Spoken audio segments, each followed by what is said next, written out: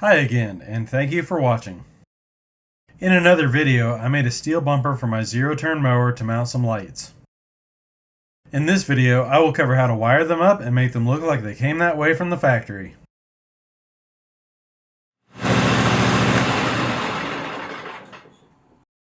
First, I had to design a circuit using a switch. So let's talk about types of switches for a minute. Yeah, excuse my terrible drawing, but this is a schematic of a switch. Let's just sketch the input power from a battery and output to a generic load. This may be something like a light. This is referred to as a single pole because there is only one circuit being controlled by the switch. This is also a single throw as there is only one on position for the switch. Note that the off position does not count as a throw. You can now see this type of switch is called single pole, single throw, or more commonly, an SPST.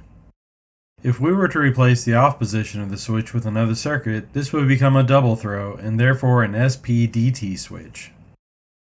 This is a type of switch you may have in your house, where two switches are wired to control the same light circuit. Now keep in mind an off position can also be available on an SPDT switch, but it does not change the nomenclature. SPDT switches were available, but none in the style that would look original to my mower's control panel. However, there was a DPDT switch that would look perfect.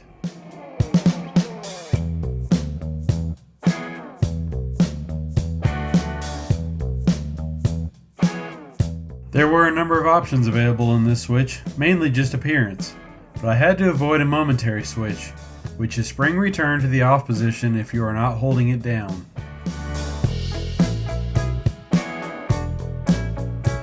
A DPDT switch works just like an SPDT switch, but with two circuits being controlled. You can almost think of it as two SPDT switches that are linked together. The switch I bought from Amazon came from China and did not come with a good schematic. Usually these switches are wired the same way, but it's good to check with a meter just to be sure.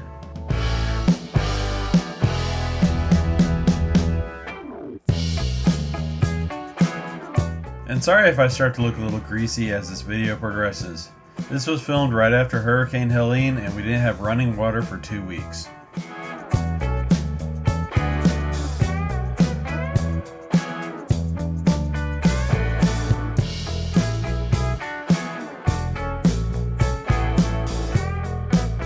My plan for this setup was to have two lights at the front of the mower and one at the back. Pushing the switch forward will cause the front lights to come on, as expected. Pulling the switch back would turn on all the lights, but the front lights would be dimmed.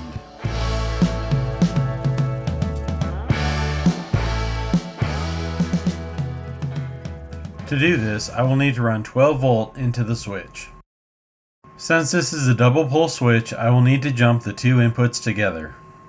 For the forward switch, I will need to run directly to my front lights. The rear position will also go to the front lights, but have a resistor in line to reduce the voltage.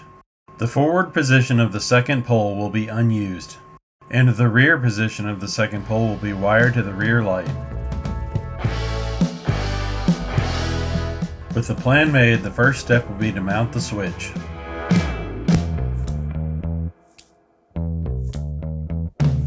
The panel had a knockout for an extra switch, but some trimming needed to be done to make my switch fit.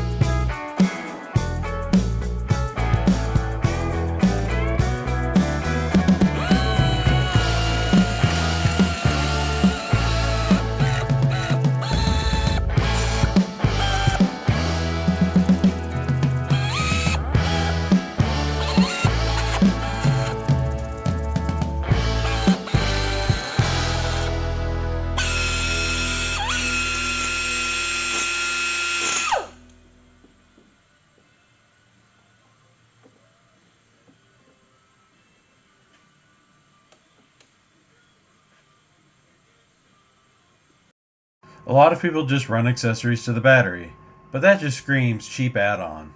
I wanted this to appear factory. Instead, I would use the signal from the ignition switch to trigger a relay to feed the switch. Be sure to use a fuse to protect the circuit. And yeah, my art skills are really showing off on this schematic. Bosch style relays have a simple wiring setup. This one came with a harness. I just needed to write down what color wire went to which leg of the relay.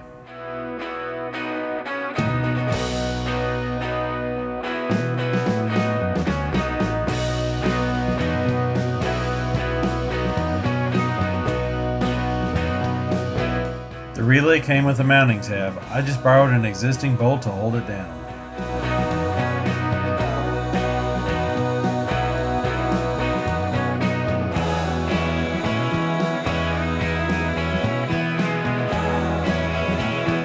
The key has an output for the ignition and the starter. I used a meter to determine which one I wanted to tie into.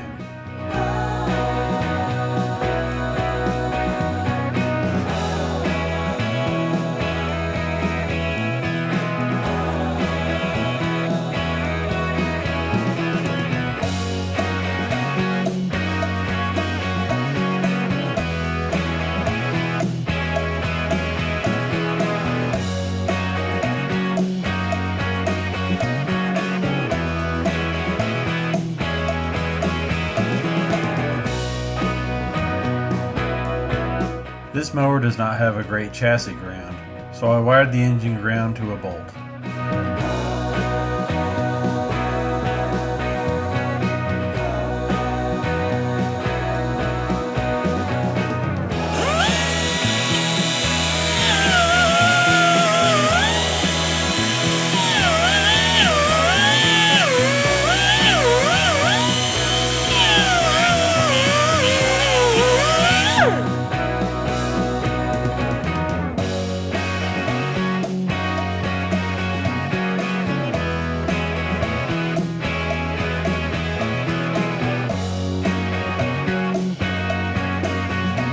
The next step will be to wire the front lights.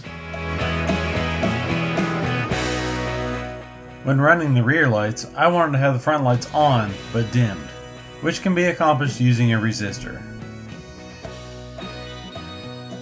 On traditional halogen and incandescent bulbs, the resistance can be measured to design a dimming circuit. LEDs, on the other hand, are semiconductors, so resistance changes with voltage. In short, I found it easy just to trial and error my way to find the right ohms. Too little resistance and the lights don't noticeably dim. Too much resistance and the lights won't turn on at all due to internal circuitry.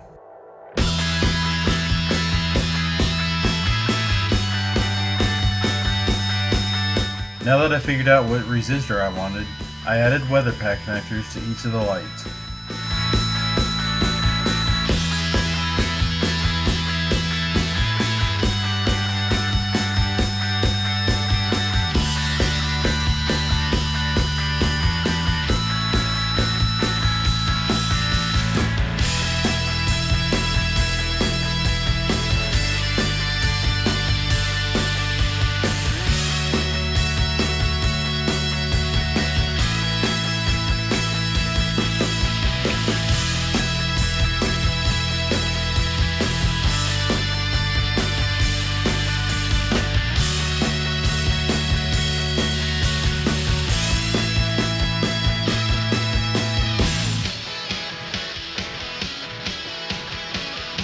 Oh, I wanted to make a quick tangent.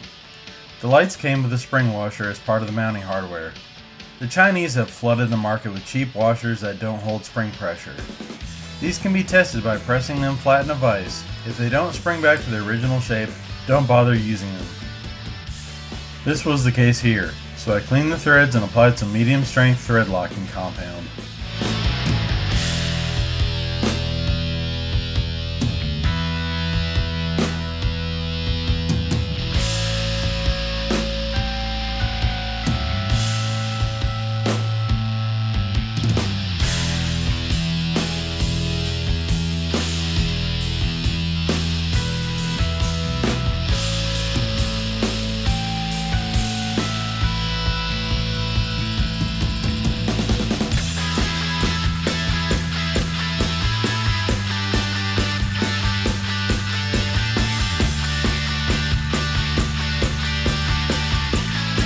To start making the harness, I needed to solder in a Y to run power to both lights.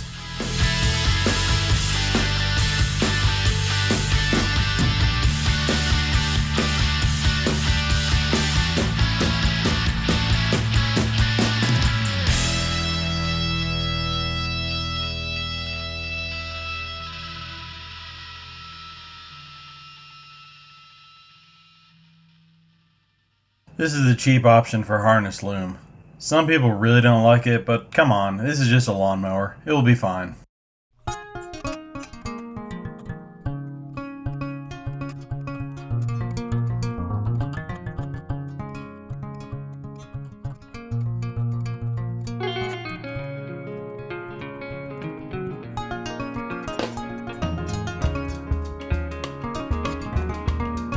The switch came with some connectors. Some with jumpers I could use, but I had to do some minor modifications.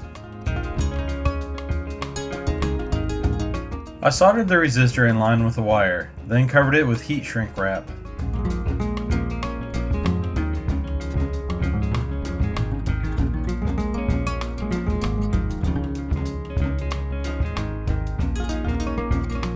Now to just wire in the rear light, which would be pretty simple. I could use the reverse position of the first pole, but it made the installation a little cleaner to go ahead and use a free connection from the second pole. My wife is an artist. She taught me to always sign off on a drawing this good.